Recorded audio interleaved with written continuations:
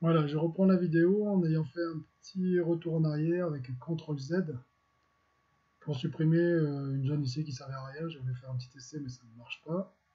Donc je reprends pour vous montrer pour les ouvertures. Avec tirer poussé ici, je peux sélectionner cette zone.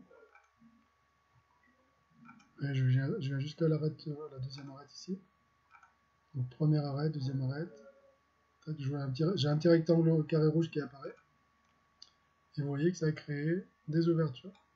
Et tout ça grâce à des positionnements bien précis avec l'outil tirer poussé qui permet de créer de la matière.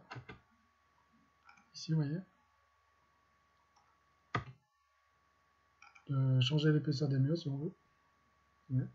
Donc il y a quand même pas mal de possibilités. Maintenant, je vais vous montrer comment on fait pour dessiner des cloisons.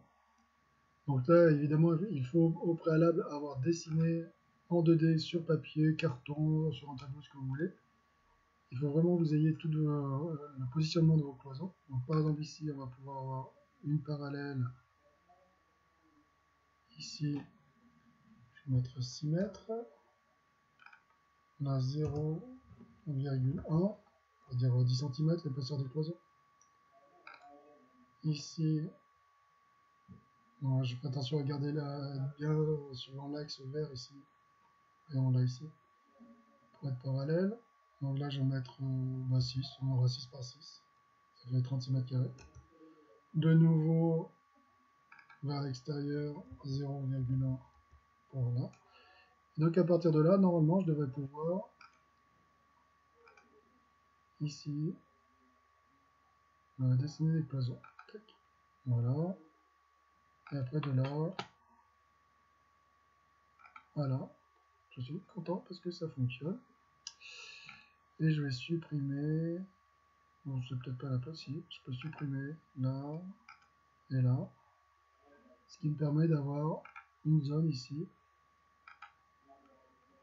que je vais pouvoir relever jusqu'à cette arête. Vous voyez, il n'y a même pas besoin de rappeler la mesure. Après, à partir du bord ici, je peux décider, on va dire 20 cm, 0,2, d'avoir une ouverture d'un mètre de large et de 2 mètres de haut. Et de la même manière, rectangle, oui, c'est pratiquement toujours les mêmes gestes informatiques à répéter. Et là, on a bien l'ouverture ici. Quand je ne veux plus les traits de construction, il suffit de prendre la gomme, de les cliquer un par un, ou alors de faire une sélection comme ça, de en haut à gauche vers en bas à droite, pour les supprimer.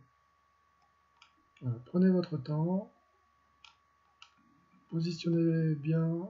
Donc moi, ce que je vous demande de faire, faut vraiment être ordonné.